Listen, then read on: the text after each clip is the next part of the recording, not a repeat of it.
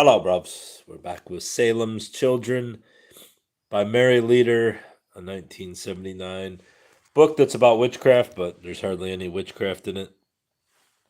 And I have a cold, so let's get going before my nose starts running. Chapter 17.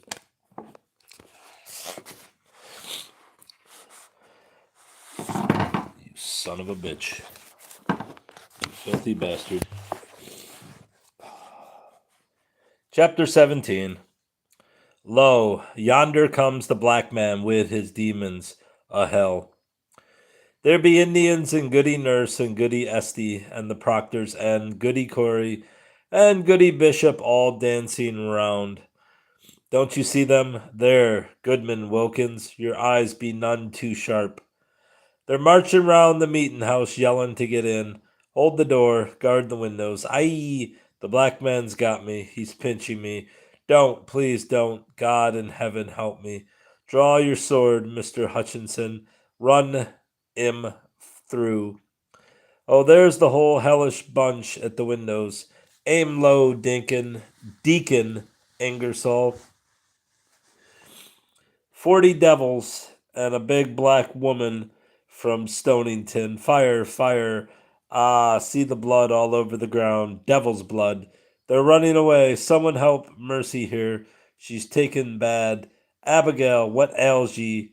Goody Esty's choking me. She bit me too. I'm hungry. I'm going to the parsonage for supper. Picking up her cloak and walking out. Not that way, dummy. Rowan, who had delivered the first speech from memory, now turned on Jessica Willard in disgust. You don't read the directions out loud. Rowan had won the coveted part of Ann Putnam, thanks to Charity's support. Secretly, I was gratified.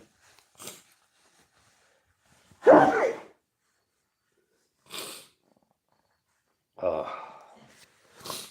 Secretly, I was gratified.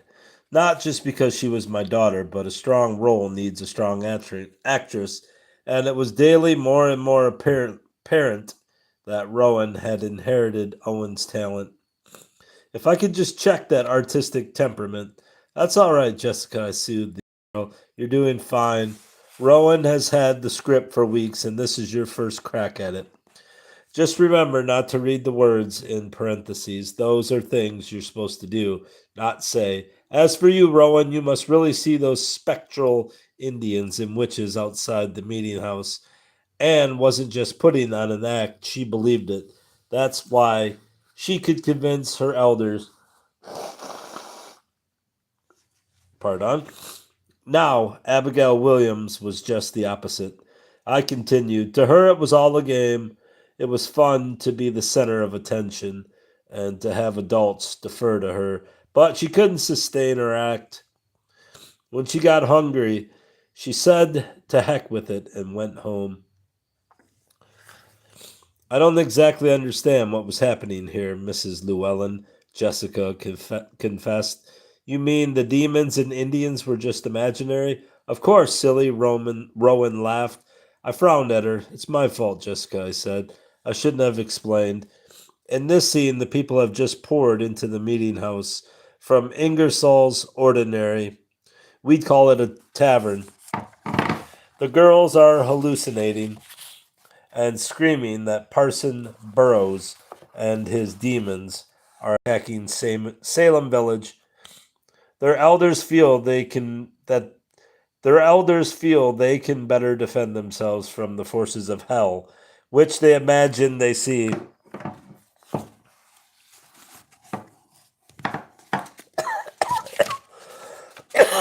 Clunky and what do you expect? I can't do it. I'm failing. This is a great reading. Their elders feel they can better defend themselves from the forces of hell, which they imagine they see, by barricading themselves in the meeting house. This is one of the few funny scenes in the pageant, and we'll play it for comic relief. Sissy Osborne was still sprawled on the floor. Don't I have any lines here? She whined. Not in this scene. Her constant complaining annoyed me. Marcy Lewis is the Putnam servant girl, and I don't want to be a servant, she pouted. But it's one of the best parts, I tried to be patient. You can emote to your heart's content. Just keep convulsing. You'll be noticed, don't worry. You have lines and other scenes. All right, we'll take it from your speech again, Rowan. A lot had happened in 2 weeks. Tryouts had been held for the girls' roles and some of the adult leads, and we were now rehearsing in the basement of the church on Saturday and Sunday afternoons, as well as some days after school. I had become much more involved than I'd intended. From scenery designer, I had progressed to co director, actress, and casting director. In the last capacity, I found myself practically alone. Except for assigning the roles of Ann Putnam and Mary Esty to Rowan and me, Greg had insisted on the latter. The casting committee had hardly functioned. Oh, Mitty, you've had so much more stage experience, they insisted. And I rather enjoyed doing the casting, although I knew I'd be held accountable for any mistakes. It's not easy to build a production with amateurs, so I was guilty of typecasting. It was only natural to choose Iris Faulkner for the role of Dorcas Hoare, and Charity and Damon as the senior Ann Putnam, and her irascible husband Thomas Irascible. My dreams had dictated those choices as they had Greg for William Stoughton. At first, some of them objected to unsympathetic roles, but I reminded them that audiences remember the villains better than the heroes. Lucian also helped by consenting to play the austere Reverend Samuel Parris, in whose parsonage the trouble started, and Lucy would play his daughter Betty. Among the adult parts, I assigned the roles of Martha and Giles Corey to Darcy and Marion Zagrodnik. Darcy was a Corey herself, and like Martha, the dominant partner in her marriage. Nevertheless, I had begun to appreciate a quiet strength in Marion. He'd been polishing brasses in their living room the day Greg and I reluctantly brought the news about Jupiter. Keeping the truth from Darcy would have been the greater disservice. As we knew, she would only continue her futile search. Marion answered the door, a tall, bony man with curly gray hair and long, veined, ring-adorned hands sticking out of billowing sleeves. He had taken the news quietly, then called Darcy. For the first time, I realized that Darcy leaned on him as much as he did on her. The part of Sarah Bibber, one of the most vindictive of the Salem accusers, had gone to Elspeth Osborne. Jim Willard, Jessica's father, was to portray another Willard, John, the constable who refused to arrest his neighbors and was therefore accused of witchcraft himself. Irv Good was a natural for Sheriff George Corwin, who not only carried the arrests but confiscated his prisoners' goods and left their children to beg in the streets.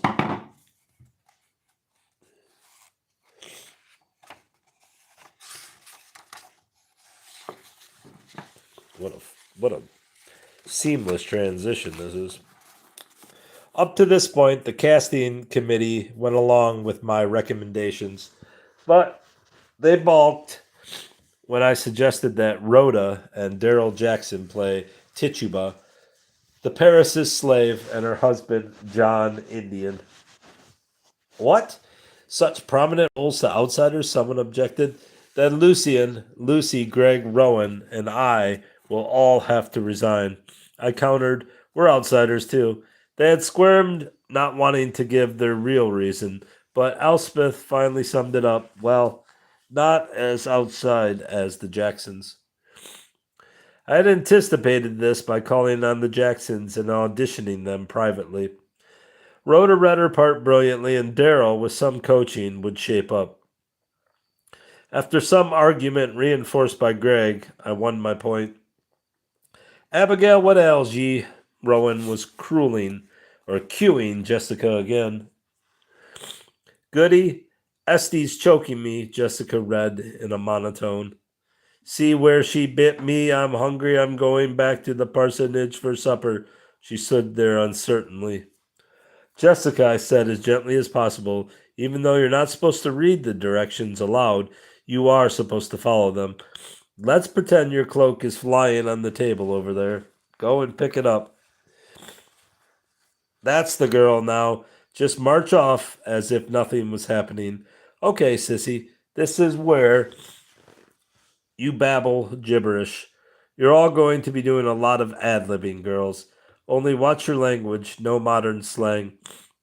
They gathered around me as I talked. In addition to Rowan, Jessica, and Sissy, there were Linda Proctor, Lucy, Debbie Cloyce, and Carol Red.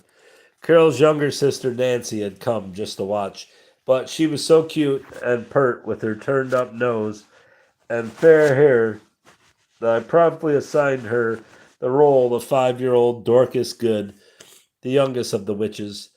Nancy was 2 years older, but she was small for her age. She raised her hand now. Yes, Nancy, I asked. Did you know there's a really, truly witch here? The other girl shifted uneasily. She's talking about Ruby Hobbs, Carol explained. Kids like to go there on Halloween and throw mud at her windows and call her names. I bet you wouldn't dare, Sissy put in.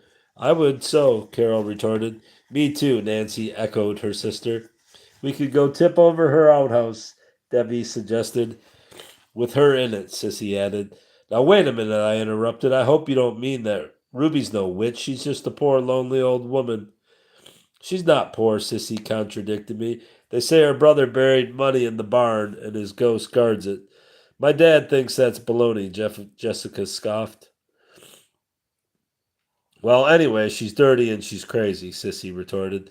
It's scary over there. Last year, Junior and I smashed pumpkins all over her porch, and you know what? She came after us with a hatchet. Why you crying, buddy? I'll bet your parents didn't like you're doing that, I said. She's dismissed this summarily. They don't care. They say she's crazy too. She never gave us treats, so she deserved it.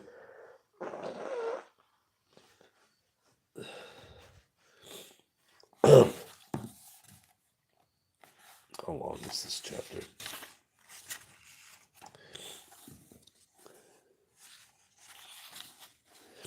Yeah, breathed Nancy, impressed by Sissy's bravery. Well, I'll have treats for you that night, I promised them. So I hope you won't bother Ruby. She's too poor to buy candy.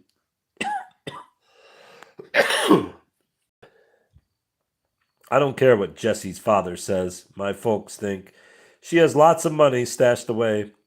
Debbie Cloyce insisted. Yeah, she's an old miser. Sissy chimed in.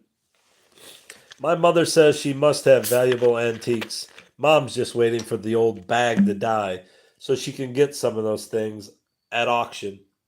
On auction.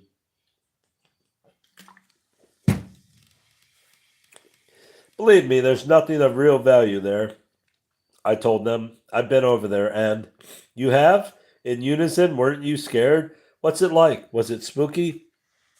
The questions were coming too fast to be answered. Only Rowan stayed aloof, sitting cross-legged on the floor, gazing up at me with an almost hypnotic gleam in her eyes. Iris says Ruby can put a spell on you if you get close enough, Lucy said. And she can curse you too, Rowan added deliberately, letting the words sink in. She didn't mean Ruby. Carol rocked forward on her haunches. Pa rents her fields, she said importantly. One day, when he was disking, she came up alongside his tractor and it conked out. Wouldn't run for a half a day, but he never found anything wrong with it. Nancy shivered and crossed her arms across her flat chest. This year she wanted Pa to pay her more rent for her fields. When he wouldn't, she said he'd be sorry. The next morning, 7 of our chickens were dead. Aw, Fox did that, Carol said scornfully. Nancy shook her head. Pa didn't find any tracks. He did so, did not. My parents say curses can't hurt anyone, Linda observed. Can too. Mother goes to Ruby's farm every fall to buy apples, Linda remembered. But they weren't any good this year. They were all full of worms, so Mom didn't buy any. I'd hate to be in your mother's place, Sissy said. Ruby's liable to make something bad happen to her. If Ruby should die, would my father have to preach her funeral? I know one thing. If my parents have to embalm her, they'd better drive a stake through her heart, Sissy declared. That's quite enough, I lashed out. Do you girls realize what you've been doing? You've been acting exactly like those Salem girls did 300 years ago. They sent 20 innocent men and women to their deaths. Are you starting in too? They squirmed uneasily, all except Nancy, who was too little to catch the analogy. I would have continued the scolding, but Allison walked in. Okay, girls, I dropped the subject. Take it from page 48. Mrs. Proctor is playing Rebecca Nurse, who was old and deaf and ill, and a very religious woman, but they hanged her anyway. Mrs. Proctor doesn't look that old, Jessica objected. Somehow that didn't come out quite right, Allison made a wry face. Girls, I broke in hastily, just make up your lines as you go along. I want you to get used to improvising. You lead off, Rowan. She immediately pitched forward on her face, shrieking, Up there, look up there, 'tis Goody Nurse on that beam with a little yellow bird sucking her finger. Jessica's dubious compliment had been apt. Even in her softly cut white jersey dress, Allison did look only a little less old and tired than Rebecca Nurse, and the lines had deepened in her fine skin. I wondered at my wisdom in assigning her the part, but she had been so anxious to do it. Where was Sissy? We needed her for this scene. I was walking toward the kitchen when genuine screams coming from the auditorium stopped me. Linda came running wildly toward me as I dashed on stage. The other girls were watching Allison in horror as a great goblet of blood as great gobbets of blood gushed from her lips and down her white dress. I'm going to have to blow my nose here before I start chapter 18.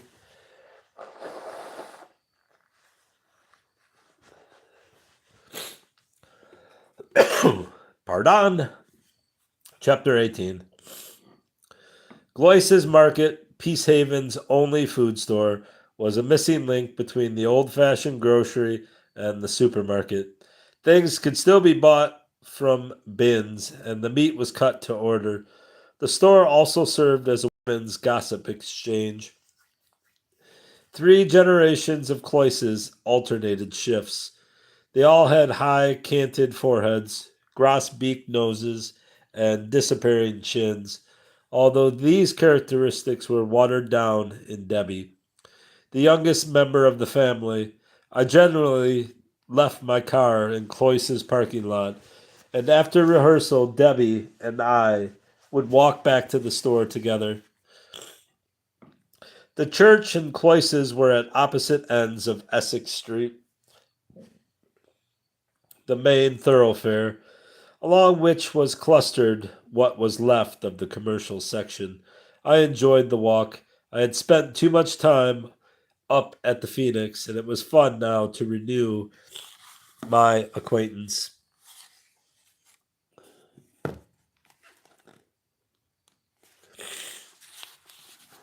with the town itself. Essex Street, named for Salem's county, was little altered. Ownership had changed in some cases, as had the nature of many of the businesses, but the newness was only cosmetic. Most of the old buildings were still there, their bricks grimed and darkened with age. You want it? It's a hair straightener from the 5th century BC.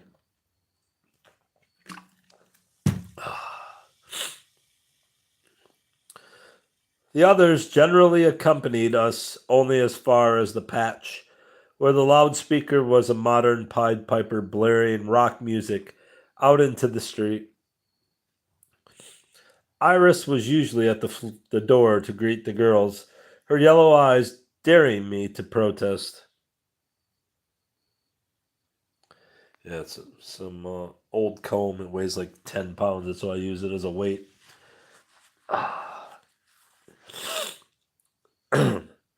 I tried to forestall this by inviting the girls up to the Phoenix for pizza, but so far they had been unwilling to break their routine.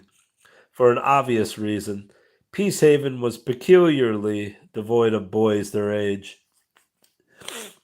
Junior Osborne must have been cock of the walk while he was alive. Now only Jonah Good remained, and he was no better than a doorstep stop, sitting there for hours with a simpering grin until his father would come striding in, yank him roughly to his feet, and send him off on some errand.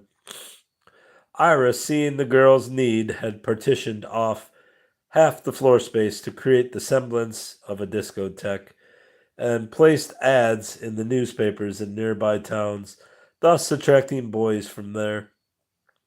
And therein lay the chief attraction of the place.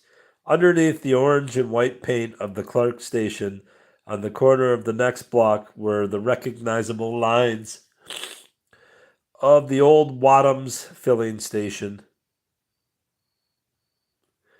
I don't know. It looks like it would rip the hell out of your hair. Filling station pagoda.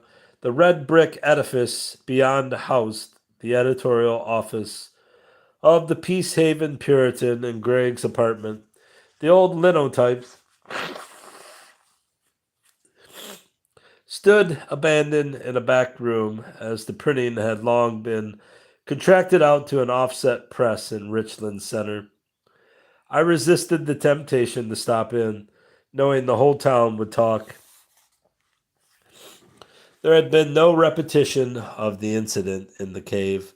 Greg's visits now were pointedly concerned with the pageant. I argued with myself that it was just as well.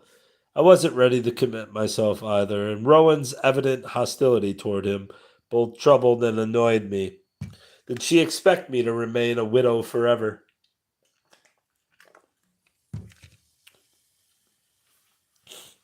Like other places, Peacehaven had kept up the old custom of having trick or treat on Halloween after dark, so we had rehearsal Saturday as usual. When Debbie and I entered Cloyce's late that afternoon, the store was filled with women buying what was left of Halloween candy. They descended on me instantly. "How's Allison?" Gladys got the first question in. It was a week since Allison had returned from the Madison Hospital, where she had been put on a program of immunotherapy.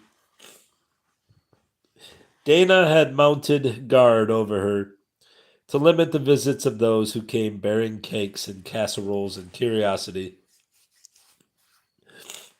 So I found myself in the role of unofficial press secretary. "She's weak but improving," I said as I secured a cart for myself. What's that she has? Melancholia?" Aunt Jenny asked. Pardon? Oh, man. No, melanoma. Jesus Christ. No, melanoma. I pushed the cart toward the baking section. Andy Cloyce had looked up from his cash register, and his brother Henry was leaning over the meat counter. "Spread to the lungs," I heard the old woman clucked her tongue. "Can't get used to all these newfangled diseases. In my day, if a person bled from the mouth, they had galloping consumption, and that was it. I wish they'd stop inventing new diseases." "It's malignant, isn't it?" That from Muriel Toothaker.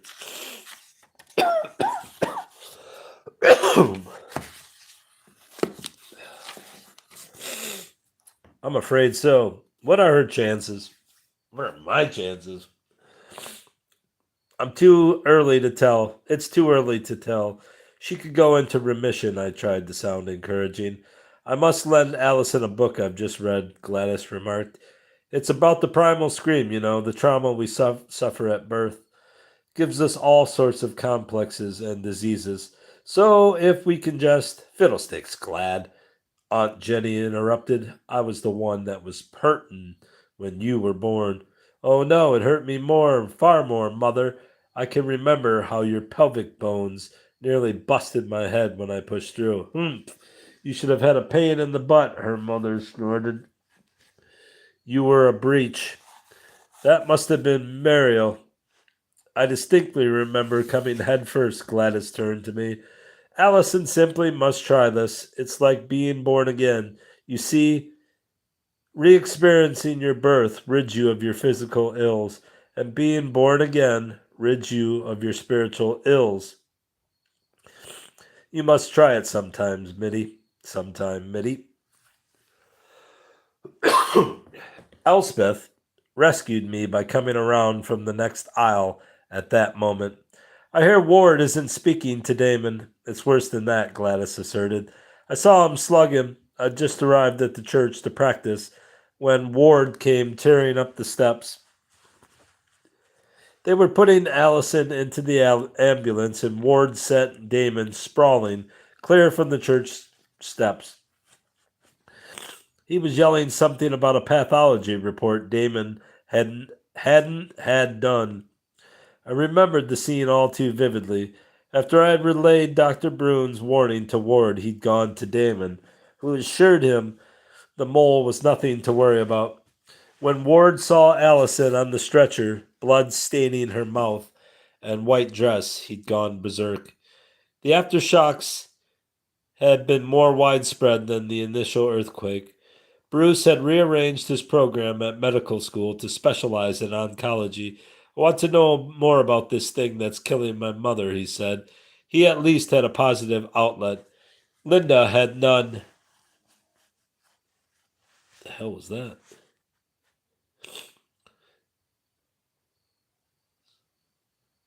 It's like a damn gargoyle outside. For the first time in her young life, she realized that tragedies didn't just happen to other people.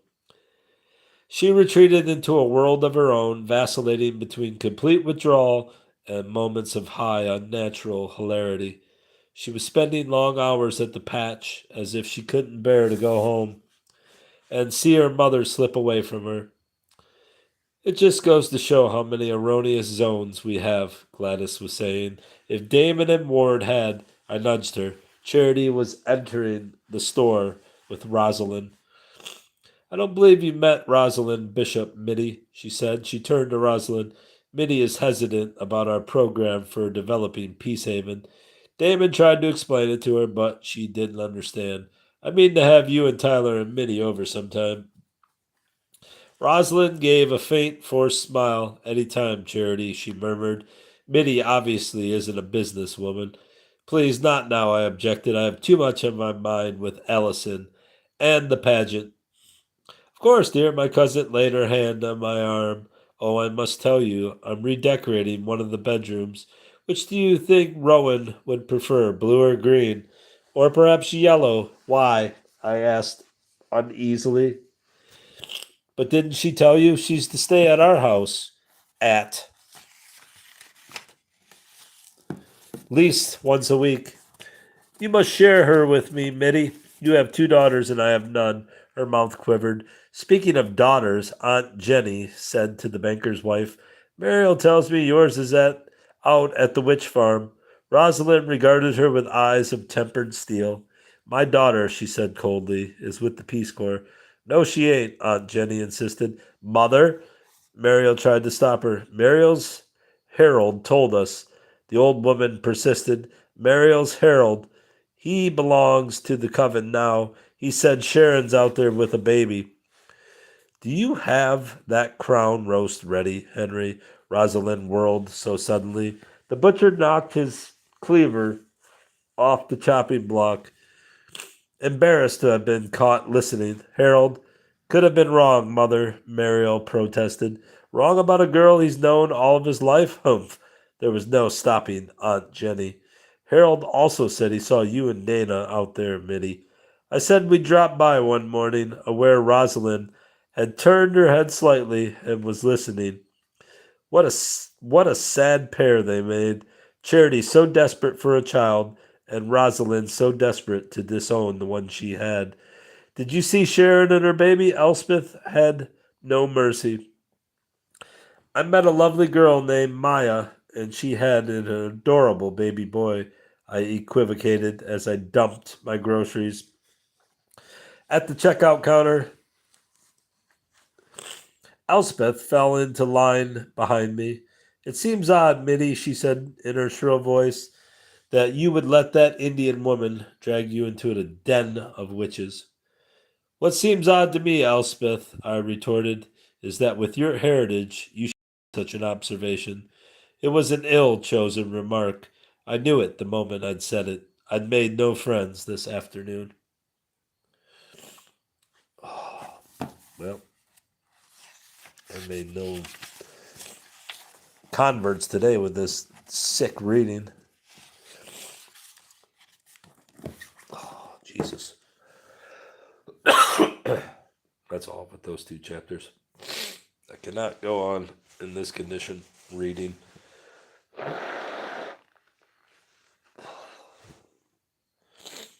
Anybody?